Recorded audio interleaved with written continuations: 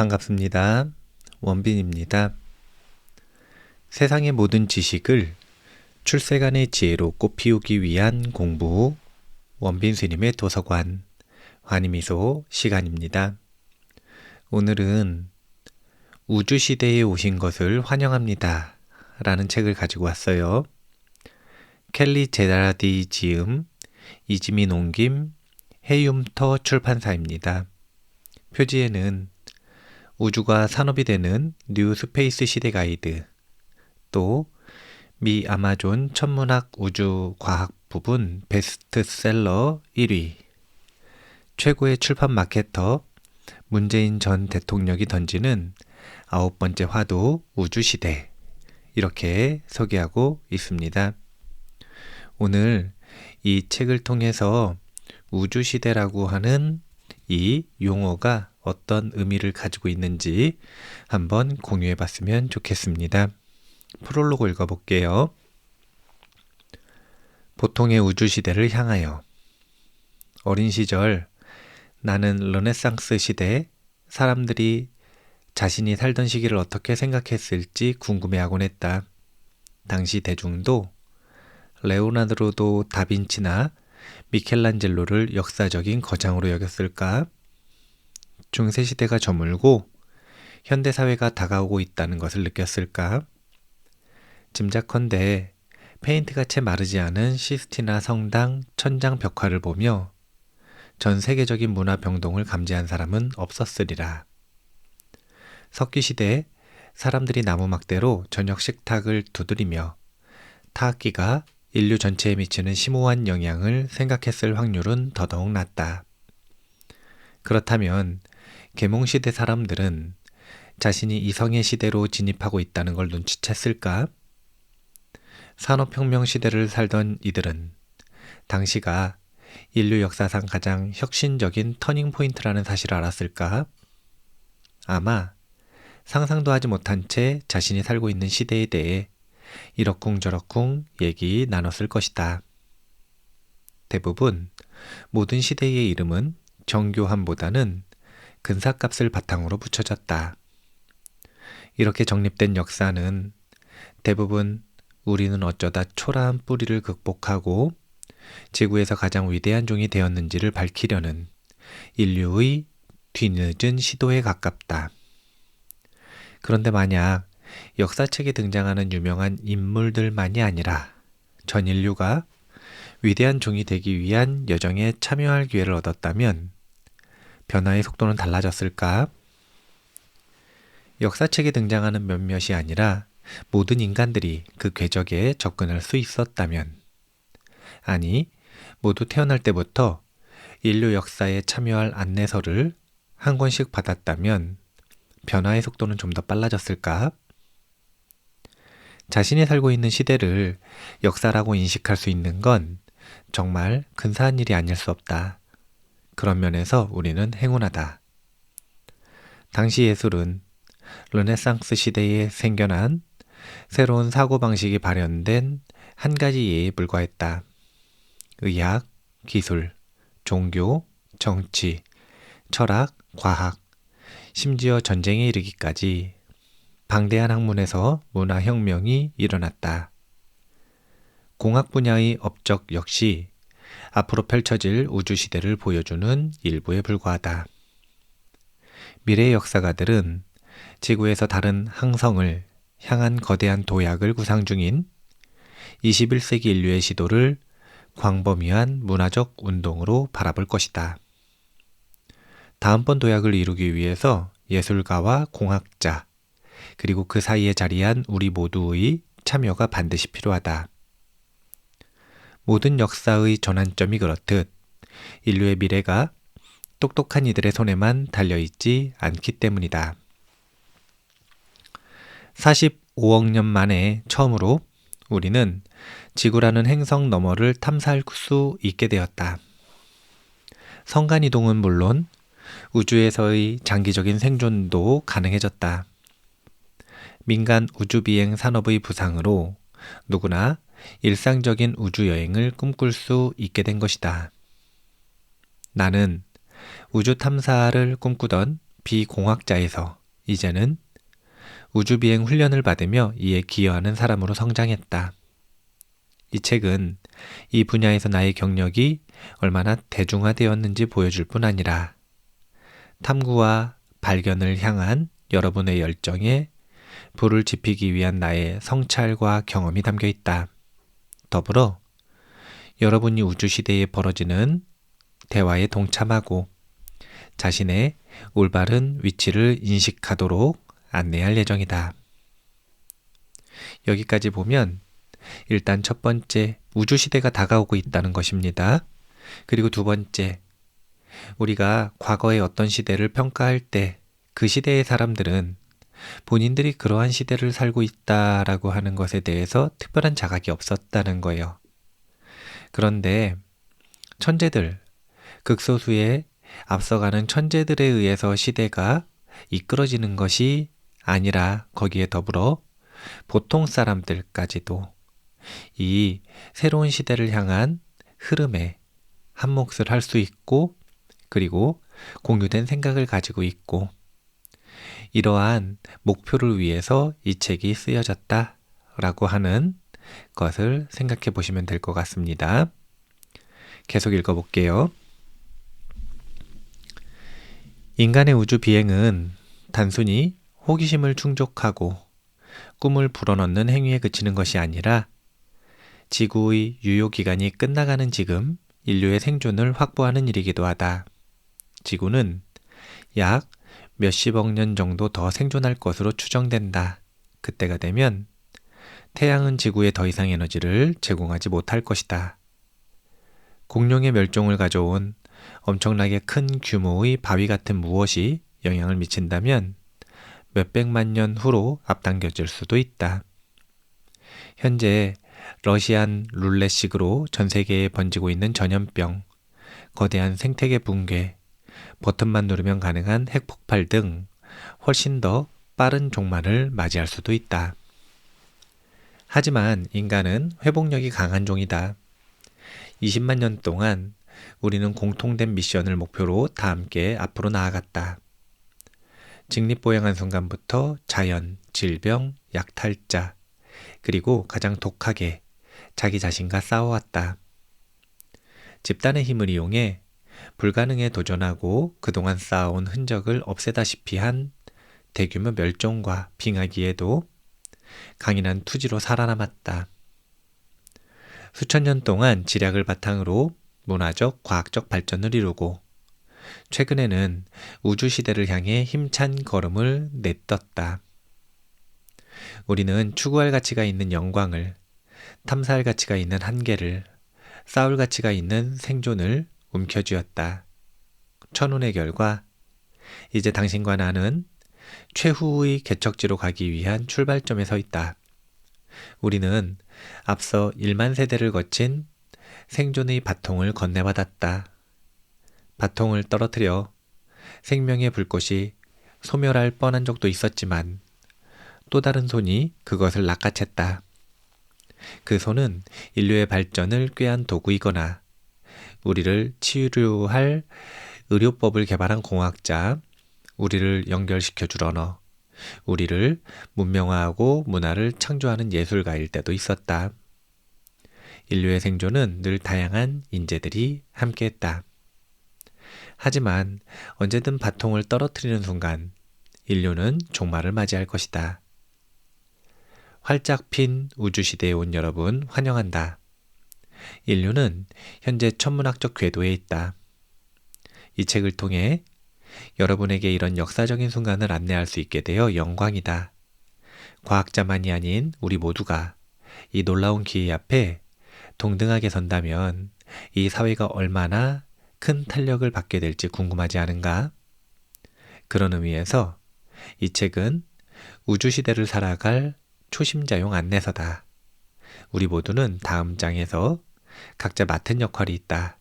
반드시 우주 비행사가 되어야만 로켓이 발사되는 순간 소름이 돋고 인간이 비행하는 모습에 아드레날린이 솟구치는 것은 아니다. 평범한 사람들 역시 최후의 터전이 가져다 줄 광경이나 소리의 전율을 본능적으로 느낄 수 있다. 이 행생에서 무언가를 발사하는 행위야말로 인간만이 지닌 회복력이자 인류를 21세기까지 나아가게 만든 원시적인 생존 본능임을 우리는 알고 있다. 일단 우주시대에서 우리의 위치를 파악하고 인류의 위대한 다음 도약을 준비하기 전에 우리 은하에서 일어난 위대한 마라톤의 소박한 시작으로 돌아가 당신과 나의 간략한 역사를, 우리의 공통된 기원을, 우주를 여행하는 종으로서의 운명을 찬찬히 살펴보도록 하자. 기본적으로 이 우주시대를 추구하고 있는 이들, 가장 앞선 이들, 이 사람들은 물론 이 새로운 유망산업, 미래산업에 대한 선점, 미래기술에 대한 선점 효과를 노리는, 그러니까 사업적 목적을 위해서 이것을 추구하고 그리고 자본을 대고 있는 사람들도 있지만, 그런 사람들만 있는 것은 아니고 또 그 사람들 역시 사실은 종의 생존을 위해서 노력하고 있다, 이렇게 볼 수 있습니다. 개인의 생존이 아니라, 나라의 생존이 아니라 종의 생존, 인류라고 하는 종이 있는데 그 종이 어떻게 하면 지구에서 또는 지구를 떠나 이 100년, 1000년, 만년, 그리고 1억 년, 10억 년, 새로운 시대까지 그 종을 유지하고 생존할 수 있는가, 이것을 바라보고 이곳에 초점을 맞추고 이것을 위해 노력하고 있는 이들이 우주시대를 열고 있다, 이렇게 보시면 될 것 같습니다.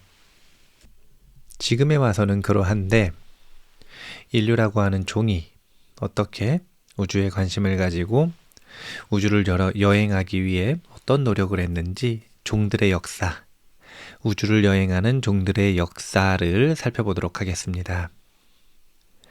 약 45억 년 전 거대한 별이 폭발했다.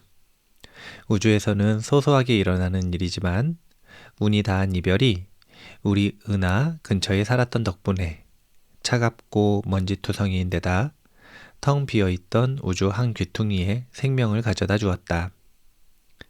자세한 내용은 알 수 없지만 이후에 벌어진 일에 대해서는 다음과 같이 유추해 볼 수 있다. 충격파를 받은 먼지 입자와 가스 잔여물이 하나로 뒤엉킨 후 중력이 이 자욱한 소성단을 잡아당겨 압축하고 휘저어 뜨거운 흰색 원반으로 만들었다. 엄청나게 뜨거운 원반의 중심부는 우리의 태양이 되었고, 주변부에서 분출된 불덩어리들은 수백만 년에 걸쳐 서서히 식어가 오늘날 우리가 아는 태양계의 형태를 갖추게 되었다. 애초부터 지구는 특별한 행성이었다. 태양으로부터 적당히 멀리 떨어져 있어 너무 덥지도 너무 춥지도 않았으며 액체 상태의 물이 존재하기에 아주 적절한 환경을 갖추고 있었다. 그야말로 지구는 생명체가 존재할 수 있는 구성 요소들이 번창하고 진화하기에 딱 좋은 행성이었다. 진화의 과정이 어떻게 이루어졌는지 정확히 알 수는 없지만 일부 증거에 따르면 지구의 모든 생명체는 35억 년 전 생명 탄생에 불을 지핀 생물학적 초신성인 단일 원시 세포에서 유래했다고 한다. 무작위로 재가열된 소성단이 만들어낸 결과치고 나쁘지 않은 셈이다. 그 이후 지구에는 온갖 생명체가 들끓었다. 수십억 년이 흐르는 동안 미생물 왕국이 동식물 왕국에 자리를 내주었고 350만 년 전 무렵에는 이미 인간의 존재를 입증하는 초기 흔적들이 등장했다. 화산재에 찍힌 발자국은 라틴어로 멀리서 온 남쪽 원숭이라는 뜻을 가진 오스트랄로피테쿠스가 탄자니아 라에톨리 평원을 직립보행했다는 사실을 보여주었다. 초기 호미닌에게는 겨우 한 걸음이었지만 인류에게는 위대한 도약의 시작이었다. 키가 더 커지고 할 줄 아는 것도 많아진 초기 인류는 계속해서 직립보행을 하며 새로운 능력을 획득해 나갔다. 200만 년 전 손을 사용하는 사람이라는 뜻의 호모 하빌리스는 다듬은 돌을 도구로 사용하면서 석기시대의 시작을 알렸다. 그 다음 등장한 두 발로 걸어다니는 사람, 호모 에테룩스는 불을 이용해 온기를 얻고 요리를 하거나 치안을 유지했다.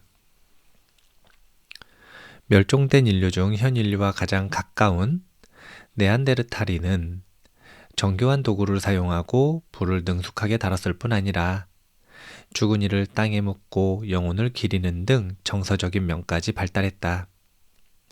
하지만 초기 인류 중 현명한 사람, 호모사피엔스에 필적할 만한 종은 없었다. 20만 년 전 아프리카 대륙에서 퍼져나간 그들은 수세대에 걸쳐 축적된 조상들의 지식을 바탕으로 환경에 적응하고 온갖 문제들과 맞서 싸웠다. 초기 인류의 대부분이 막다른 길에 몰리며 바통을 떨어뜨리는 동안 호모사피엔스는 끈질기게 살아남았고 커다란 뇌와 먹이사슬의 최상위 포식자가 되어 자기 성찰까지 할 수 있게 되었다. 초기 선조들은 어느 순간부터 모닥불 앞에 모여 신비로운 세상과 그 안에 위치한 스스로를 이해해 보려고 애썼을 것이다. 이 같은 시도는 그들의 상상력에 불을 지피고 나아가 우리의 기원과 운명에 관한 존재론적 질문을 시작하게 만들었다. 오늘날 우리는 별에서 왔고 계속 생존의 끈을 이어가려면 언젠가 또 다른 별을 찾아 돌아가야 한다는 사실을 깨닫게 되었다. 하지만 아직 갈 길이 멀다. 인류의 역사를 조금 더 살펴보자. 초기 인류는 밤하늘을 두려워하는 동시에 숭배했다. 인류의 뇌는 계속 성장 중이었지만 자아는 충분히 발달한 상태였다. 우리가 우주의 중심이고 우주에서 발생하는 대부분의 사건은 우리의 활동과 직접적인 연관이 있다고 생각했다. 당시 사람들은 신이 배후에서 하늘을 화폭 삼아 자비를 베풀거나 천벌을 내리는 등 모든 일을 조종한다고 믿었다. 일식 현상이나 어둠을 가로지르는 유성을 본 그들이 얼마나 놀랐을지 상상해보라. 인류가 가장 먼저 연구한 과학 분야는 천문학이다. 고대인들은 신비로운 천체 현상을 꼼꼼히 기록해 두었다. 학구적인 성향이 다분했던 바빌로니아인들은 천문학에 실증적으로 접근해 수세기 동안 자신들이 관찰한 사실을 진흙 명판에 새겼다. 최초의 행성 기능 이론인 천문학 기록은 바빌로니아 왕국의 안보 프로그램으로서 그들이 천체 현상을 예측하고 해석하며 계획을 세우는 데에 큰 도움을 주었다. 그들이 남긴 기록은 천년 후 또 다른 야망가의 손에 들어가게 되는데 그들이 바로 고대 그리스인이다. 만물의 바탕에는 우주론적 체계가 있다고 믿었던 그들에게 바빌로니아인들이 남긴 천문학 자료는 참조할 가치가 있는 훌륭한 정보였다. 신화는 철학의 영감을 불어넣었고 얼마 안가 철학자들은 과학적인 사고를 하기 시작했다. 그 후에 일어난 일을 간략히 추리면 다음과 같다. 2500년 전 그리스 철학자이자 수학자인 피타고라스가 지구는 평평하지 않고 구 모양을 하고 있다고 주장했다. 한 세기 후 플라톤이 같은 주장을 하면서 이 이론은 큰 인기를 끌지만 그림자와 수평선을 통해 실질적인 증거를 처음으로 제시한 사람은 플라톤의 유명한 제자 아리스토텔레스였다. 그로부터 한 세기 후 에라토스테네스는 더 많은 관찰을 통해 햇빛과 막대기만으로 지구의 원주 길이를 계산했다. 그럼에도 당시 인류는 지구가 변함없이 우주의 중심이라고 여겼다. 2000년 뒤 니콜라스 코페르니쿠스의 천체의 회전에 관하여가 출간되면서 지구에 관한 논쟁이 싹트기 시작했다. 그가 책에서 제안한 우주에 관한 새로운 모델은 16세기 르네상스 문화에 충격을 빠뜨렸다. 지구가 아니라 태양이 우주의 중심에 있다는 태양 중심설은 수백 년 동안 지속된 천주교 교회의 가르침에 반하는 행위였다. 하지만 이 역시 일부 학계의 한정된 주장이라는 게 전반적인 반응이었기에 맹비난보다는 가벼운 조소에 가까웠다. 그로부터 한 세기 후 갈릴레오 갈릴레이가 새로 개발한 망원경을 통해 최초로 밤하늘을 바라본 순간 이 같은 관용은 증발하고 말았다. 그는 자신이 관찰한 결과를 바탕으로 논란의 여지가 있는 지동설에 이목을 집중시켰고 이를 둘러싼 논쟁은 학계 너머로까지 이어졌다. 교리에 반하는 주장을 교회는 가만히 지켜볼 수 없었다. 코페르니쿠스의 책은 출간된 지 73년 만에 회수되었다. 교회는 태양을 중심으로 하는 그의 이론을 엉터리에 터무니없으며 철학적으로 그릇되고 이단적인 믿음이라고 선언했다. 이 같은 태도에 붕괴한 갈릴레오는 교회의 경고를 무시하고 교황의 명령을 거부한 채 두 개의 주요 우주 체계에 관한 대화를 출간했다. 책이 큰 인기를 끌면서 교회를 자극했으나 교황은 갈릴레오를 직접 만나 차분한 논쟁 끝에 악수를 나누며 서로의 다름을 인정했다. 하지만 진실은 이와 달랐다. 갈릴레오의 책은 즉시 판매 금지되었고 그는 종교 재판정까지 불려나갔다. 치욕스러운 고문까지 당한 그는 말로도 글로도 다시는 이와 비슷한 주장을 하지 않겠다며 자신의 이론을 철회하고 교회에 헌신하겠다고 서약했다. 그럼에도 그는 사망할 때까지 가택연금 상태로 지내야 했다. 과학계에 큰 기여를 한 사람의 최후치고는 너무 안타깝다. 하지만 그의 고집은 또 다른 과학자가 그의 길을 따르도록 기초를 마련해 주었다. 그가 바로 같은 해 성탄절에 태어난 아이작 뉴턴이다. 그는 나무에서 사과가 떨어지는 모습을 보고 중력 이론을 내놓았고 이를 바탕으로 자연 철학의 수학적 원리라는 저서를 통해 보편적인 운동 법칙을 소개했다. 갈릴레오의 이론이 교회의 반감을 산 것과 달리 독실한 기독교 신자였던 뉴턴은 중력은 행석의 움직임을 설명해 줄지 모르지만 애초에 누가 그런 움직임을 정하는지 아무도 말해주지 못한다. 신만이 모든 일을 관장하며 무엇을 할 수 있을지 안다고 주장했다. 그는 타협할 줄 아는 호모사피엔스였다. 이로써 뉴턴은 역사상 가장 위대한 과학자 중 한 명이 되었다. 그의 운동 법칙과 중력 법칙은 공간과 시간의 만곡 개념을 소개한 알버트 아인슈타인의 일반 상대성 이론이 등장하기 전까지 두세기 동안 가장 포괄적인 과학 이론으로 자리매김했다. 1900년대가 되자 호모사피엔스는 먼 조상인 호모 하빌리스가 생각지도 못했던 도구를 갖게 되었다. 우주를 둘러싼 중대한 문제를 이해할 수 있게 된 것이다. 하지만 사회가 이 가능성을 펼쳐 보이도록 유도하려면 수학자 혼자만의 힘으로는 부족했다. 우리에게는 이야기꾼이 필요했다. 과학이 정립되기 한참 전부터 사람들의 상상력을 자극한 것은 바로 공상과학 소설이었다. 어린 시절 20세기 고전을 탐독했던 나는 아이작 아시모프의 아이로봇, 아서 씨 클라크의 스페이스 오디세이, 그리고 로버트 하인라인의 낯선 땅 이방인만큼 흥미로운 소설은 절대로 없을 거라 확신했다. 그들의 문학적 천재성의 결합은 하드 SF 장르를 개척했지만 뛰어난 인간이 그렇듯 그들 역시 앞선 이들의 업적을 등에 업고 발전했다. 1800년대에 이보다 앞선 프랑스 작가 쥘 벨르는 꼼꼼한 자료 조사를 바탕으로 여행기의 경계를 허물고 과학소설이라는 새로운 문학 작품 탄생에 영감을 주었다. 그는 과학 정보의 상상력을 가미해 흥미로운 이야기를 빚어냈다. 지저탐험, 해저 이말리, 80일간의 세계 일주 같은 흥미로운 모험기 역시 잇따라 빛을 보게 된다. 이후 등장한 H.G. 웰스는 타임머신, 우주전쟁 같은 파격적인 이야기로 전 세계인들의 마음을 사로잡았다.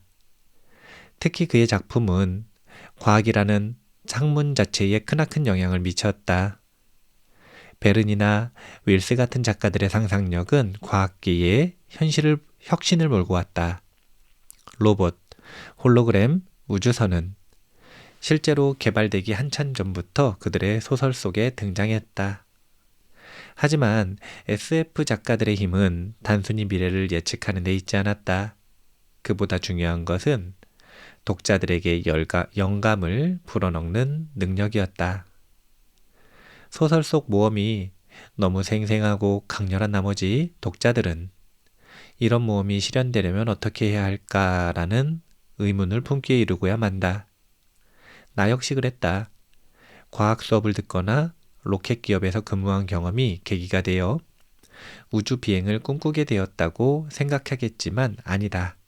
나는 잠자리에 들 시간이 한참 지난 후에도 늘 이불 속에서 손전등을 밝힌 채 공상과학 소설을 읽으며 우주를 항해하는 길은 어떨까 하는 상상에 빠지곤 했다.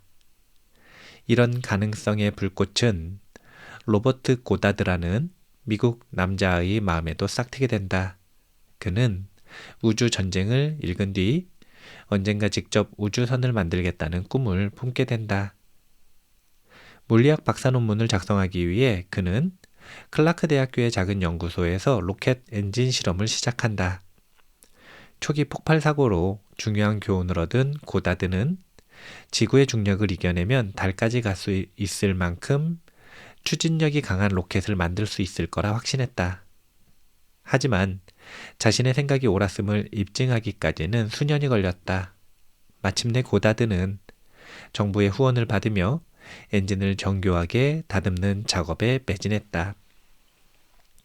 그는 고체 연료 로켓이 효율성을 낮출 뿐 별로 도움이 되지 않는다는 사실을 깨닫고 새로운 시도를 거듭하다 마침내 1926년 3월 세계 최초로 액체 연료 로켓을 매사추세츠 5번에 위치한 이모네 농장에서 발사하게 된다. 비록 로켓은 현대 로켓처럼 멋지게 날아오질 못하고 12m 정도 떠올라왔다가 3초도 못 버티고 양배추 밭으로 볼품없이 곤두박질 쳤지만 액체 추진제의 가능성을 보여준 가장 중요한 시연임에 틀림없었다. 지금 인류라고 하는 종이 우주를 인식하고 그리고 그 인식한 우주로 나아가기 위한 이 시도를 하고 있는 역사적인 과정들을 보여주고 있는데 매우 흥미롭습니다. 한번 계속 볼게요. 늘 그렇듯 과학의 진보가 선형적으로만 발생하지 않는다. 때론 동시다발적으로 일어나기도 한다. 고다드가 우주전쟁을 읽고 있는 사이 지구 반대편에서는 콘스탄틴 치올코프스키라는 러시아 남자가 어린 시절 마음에 품었던 가능성의 불꽃을 현실로 바꾸고 있었다. 그는 쥘 베른의 지구에서 달까지를 읽으며 기상천외한 우주선 만들기에 골몰했다. 베른의 상상 속에 등장하는 우주선을 실제로 만들려면 말도 안 되게 긴 선체가 필요했기에 치올코프스키는 인류를 달로 보내기 위한 다른 방법을 구상하기 시작했다. 수백 개의 가능분을 통해 종합적인 우주선 이론과 다단계 로켓 디자인을 선보인 그는 마침내 1903년 로켓 장치를 이용한 우주 탐사라는 논문을 통해 치올코프스키 방정식을 소개했다. 논문에서 그는 액체 수소와 산소로 작동되는 다단계 로켓을 활용할 경우 지구 궤도까지 진입하는 데 필요한 속도를 얻을 수 있다는 증거까지 제시하며 지구로부터 벗어나는 문제를 해결했다. 이어서 그는 우주 환경도 살피기 시작했다. 우주선 디자인, 우주 정거장, 식민지, 그리고 진공 상태로부터 우리를 보호해줄 생명 유지 장치까지 세세하게 파악해 나갔다. 그는 지구는 인류 여정의 시작에 불과하며 우리가 우주의 나머지 부분을 탐사하게 된다면 상당히 큰 이익을 누리겠지만 그렇지 못할 경우 아주 큰 위험에 처할 수 있다고 주장했다. 우리가 우주 이주에 성공했을 때 누릴 이로움에 대해 많은 의견을 나눴다. 하지만 일부에 불과할 뿐 그것은 감히 가늠할 수도 함부로 논할 수도 없을 만큼 상상 이상의 결과를 가져올 것이다. 그는 우주여행이 불가능할 경우 인류가 지은 건물의 흔적을 말끔히 씻어버릴 온갖 끔찍한 위험을 피할 수 없을 뿐 아니라 파괴적인 전염병, 지구온난화, 자원고갈, 심지어 소행성 충돌로 인한 지구 멸망까지 우려했다. 이 모든 것을 전부 이겨내더라도 태양은 소멸하는 발광체이기 때문에 우리는 언젠가 죽음을 맞이할 수밖에 없다고 주장했다. 치올코프스키는 시대를 훨씬 앞선 인물이었다. 그는 지구에서의 삶은 유효기간이 있고 우주 탐사에 투자하는 길만이 장기적인 생존을 위한 열쇠라고 생각했다. 하지만 전쟁이 일어나자 당장 해결해야 할 문제들이 생겨났고 사람들은 우주 기술이 우주 탐사보다 훨씬 더 많은 곳에 이용될 수 있음을 깨닫기 시작했다. 우주여행의 간략한 역사를 살펴보는 장이지만 인류 역사상 가장 파괴적인 전쟁이었던 제2차 세계대전에 대해 언급하지 않을 수 없다. 당시 전 세계 인구의 3%에 해당하는 7,500만 명이 전쟁으로 목숨을 잃었다. 집단학살, 대량 폭탄 테러, 질병과 기아로 인한 2차 영향 때문에 발생한 민간인 사망자 수는 군인 사망자 수의 2배가 넘었다. 호모사피엔스에게 암울하고 끔찍했던 사건이자 온갖 부차적인 결과를 가져온 제2차 세계대전은 인간이라는 존재의 나약함, 좋은 일에도 나쁜 일에도 사용될 수 있는 기술의 양면성, 그 사이에 놓인 도덕적 불확실성을 여실히 보여주었다. 무엇보다 이 전쟁은 지난 수십만 년 동안 인류가 끈질기게 살아남았다 하더라도 우리 손으로 생존을 위협하는 행동을 저지른다면 지구를 살릴 사람이 아무도 남지 않게 되는 날이 올 수 있다는 사실을 알리는 경종이기도 했다. 재현은 없다. 한때 앞날이 창창했던 종의 마지막 작별 인사만 남을 뿐. 제2차 세계대전 당시 로켓공학은 유럽에서 굉장히 경쟁력 있는 기술로 떠오르고 있었다. 치올코프스키와 고다드가 베른과 웰스에게 영감을 받았듯 독일 로켓 연구자 베르너 폰 브라운도 이 작가들의 영향을 받았다. 폰 브라운 역시 어린 시절 우주여행에 집착했다. 달로 떠나는 여행을 꿈꾸며 이를 목표로 대학에서 공학을 전공했다. 그의 재능을 알아본 독일군은 이제 막 시작된 액체연료 로켓 프로그램에 참여할 경우 재정 지원을 해주겠다고 제안했다. 폰 브라운이 제안에 동의할 무렵 아돌프 히틀러가 독일 수상으로 선출되었고 나치가 점령한 독일은 막강한 국가로 부상하기 시작했다. 지위가 상승한 그는 새로운 로켓센터 기술 관장이 되어 세계 최초 장거리 탄도미사일을 설계하고 개발하는 데 전념했다. 이는 장교로서 나치 친위대에 공식적으로 합류한다는 의미이기도 했다. 1942년 마침내 독일 정부의 아낌없는 지원을 받은 미사일이 발사됐다. 양배추밭에서 이루어진 고다드의 실험과 달리 폰 브라운의 액체 연료 로켓 엔진은 제대로 가동되었고 그 결과 초강력 전쟁 무기 V-25가 탄생했다.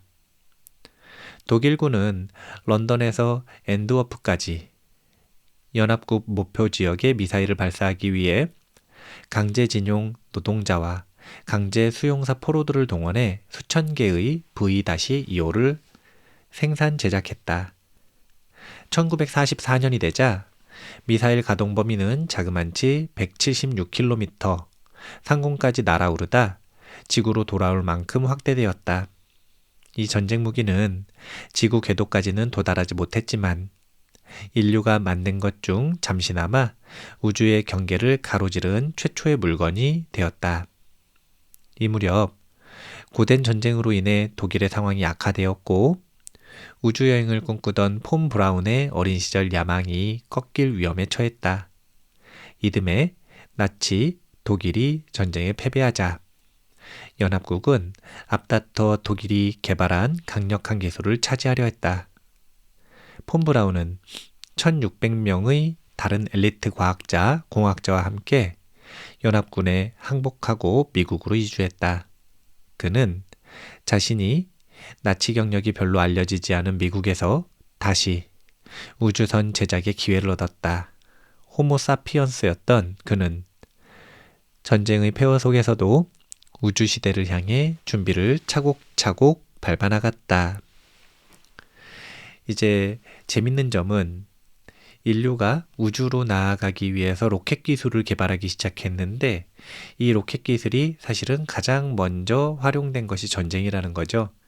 그리고 전쟁에서 우위를 점할 수 있는 이 로켓 기술에 사실은 이 천문학적인 재정을 아주 큰 욕심으로 투자하기 시작했다. 이 이야기는 비극적이게도 전쟁에 활용하기 위해 우주로 나아가는 기술이 발전하게 되었다. 그러니까 인류의 종의 생존을 위해서 우주로 나아가야 한다면 종의 생존을 위협하는 로켓 기술, 즉 핵 기술, 이것이 발전함에 따라 로켓 기술이 발전했다라고 하는 것은 사실은 역설이 아닌가 이런 생각을 하는데 어쨌든 그런 역사적인 사실이 있다고 합니다. 계속 읽어볼게요. 인류는 오래전부터 별에 닿기를 소망했고 20세기가 되자 마침내 그곳에 닿을 수 있는 도구 및 장치를 갖추게 되었다. 하지만 지구라는 행성에서 유일하게 우주여행의 비밀을 풀어헤친 인간은 중령의 힘을 거스르고 우주에 발을 디딘 최초의 종이 되지 못했다. 이 영광은 평범한 초파리에게로 돌아갔다. V-25 기술이 확보되자 미국인들은 언젠가 우주의 경계를 지나 그 너머까지 인간을 보낼 수 있을 거라 확신했다. 하지만 우주 환경은 시작부터 미지의 위협과 난제들로 가득했다.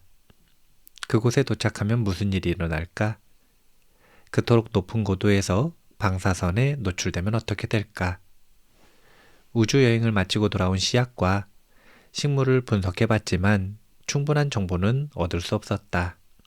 우주가 우리에게 미칠 영향을 제대로 알아내려면 인류와 유전적으로 비슷한 형질을 지닌 살아 움직이는 생명체를 보내야만 했다. 이것이 바로 4천만 년 동안 별다른 존재감 없이 이 지구에 살았던 평범한 초파리가 아무도 가보지 못한 그곳에 최초로 가게 된 이유다.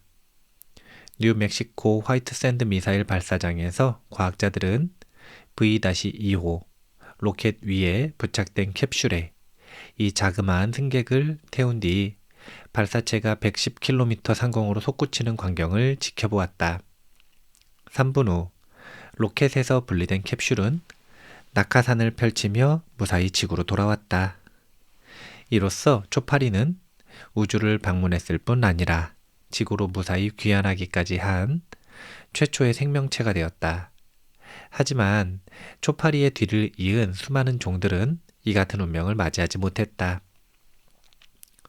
1949년 히말라야 원숭이 알버트 2세는 우주에 도달한 최초의 영장류였으나 낙하산이 펼쳐지지 않는 바람에 지구로 돌아오지 못했다. 그보다 앞서간 알버트 1세는 발사 실패로 지상에 떠오르지도 못했다. 알버트 3세와 4세의 운명도 별반 다르지 않았다.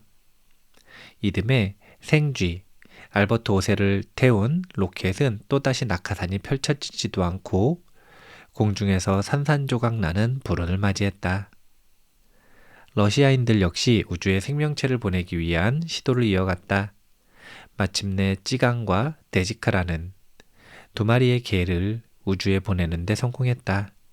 그들은 우주 비행에서 안전하게 돌아온 최초의 고등동물이 되었다.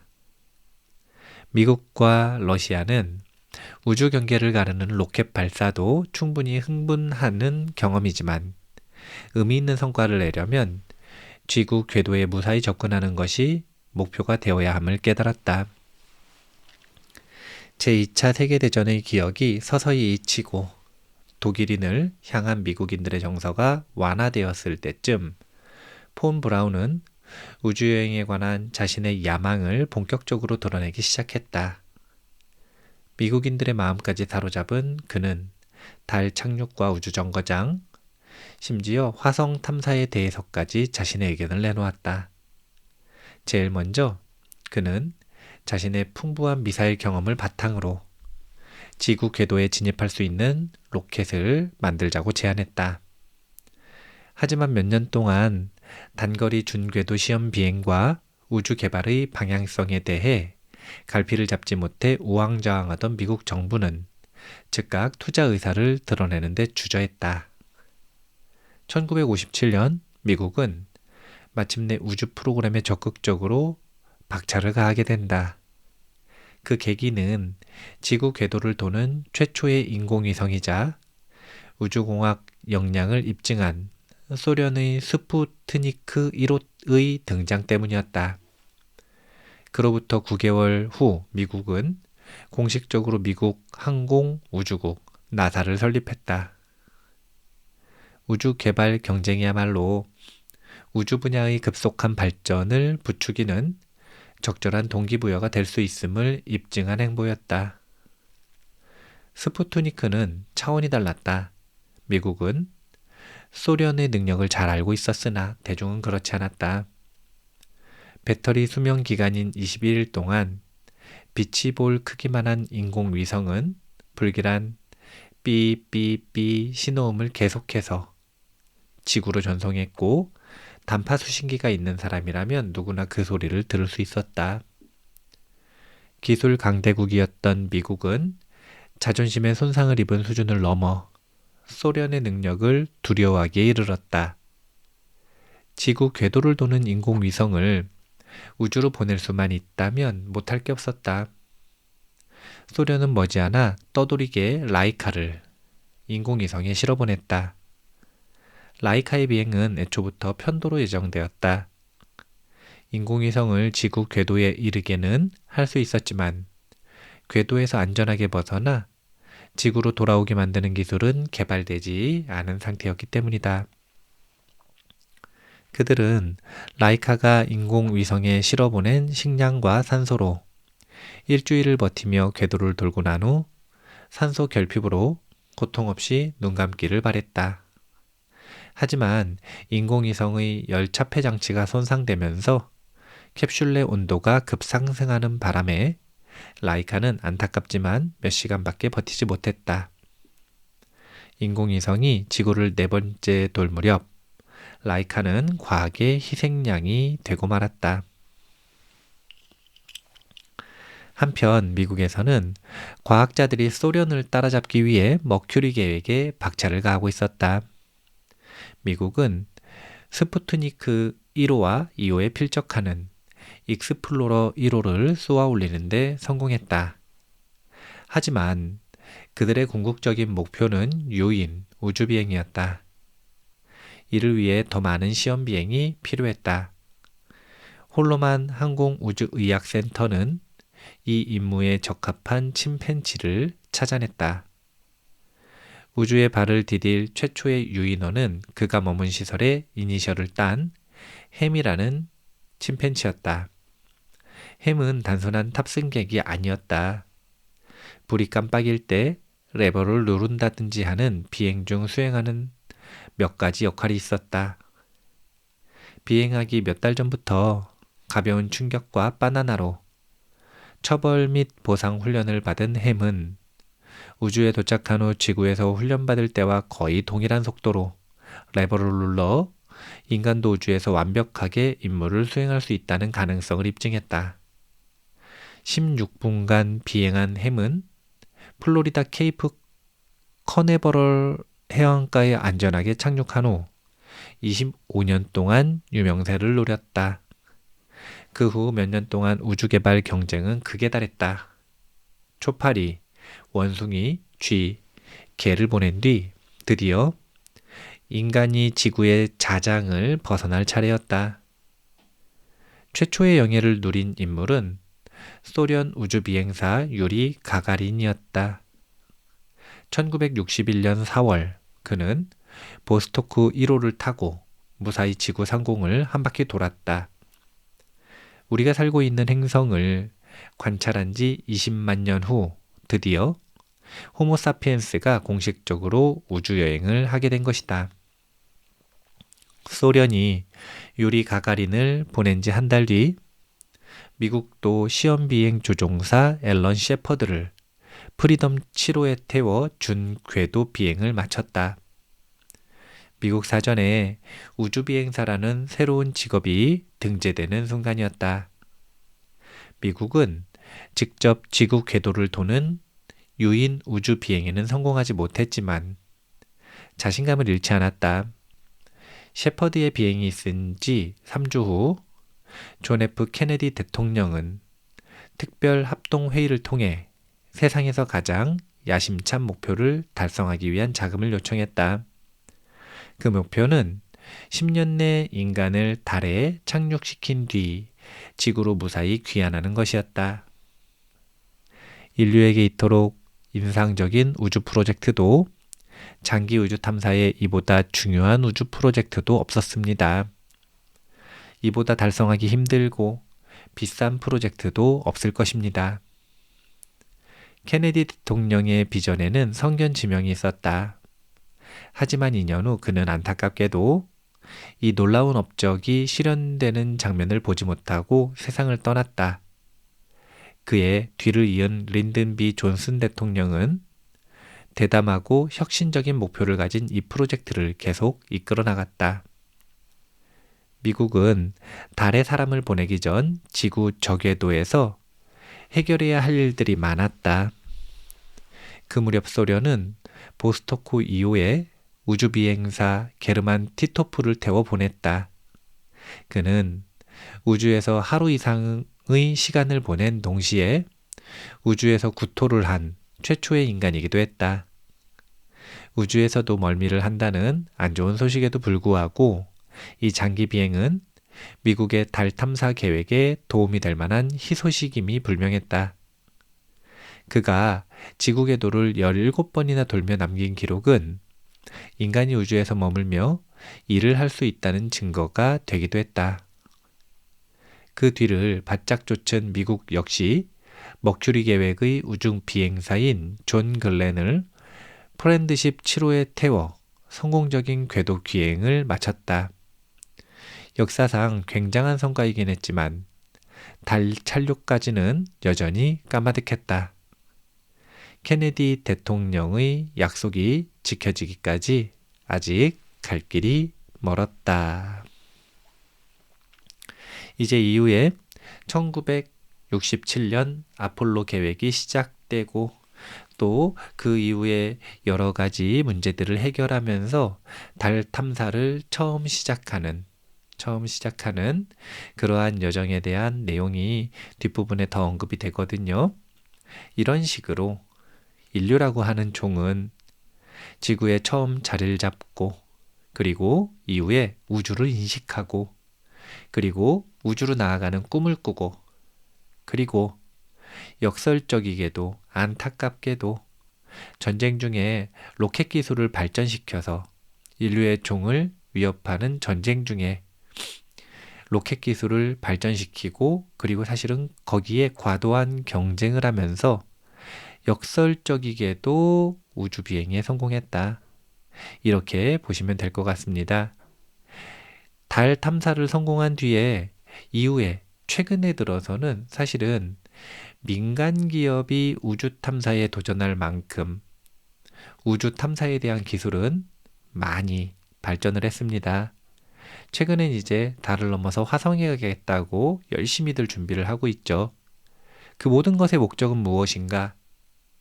이제 그런 이 행위들을 조금 꼬름하게 보시는 분들은 생각하기를 돈 벌려고 그러는 것 아닌가? 이렇게 생각하기도 합니다. 물론 맞죠.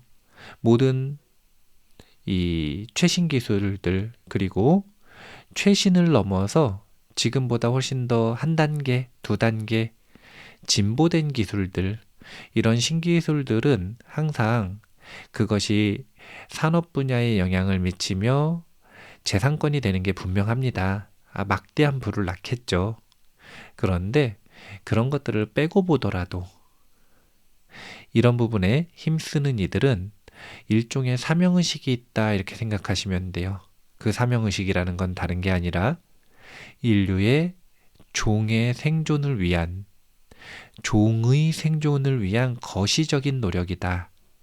이렇게 생각을 하시면 될 것 같습니다. 어쨌든 이런 역사적인 과정들을 통해서 인간이 우주로 나아갈 수 있었다. SF 영화가 현실이 되어가고 있다. 이렇게 생각을 하시면서 뒷부분에 보면 전 인류를 위한 우주 문턱 낮추기, 준궤도 우주 관광의 시대, 우주 비행의 경이로움을 전하는 소통 전문가 등등 우주 시대를 열어가는 다양한 사건들과 그리고 다양한 이야기들을 다루고 있기 때문에 관심 있는 분들은 한 번쯤 읽어보시면 좋을 것 같습니다. 마무리할게요.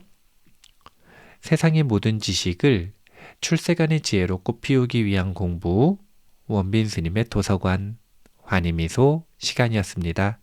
감사합니다.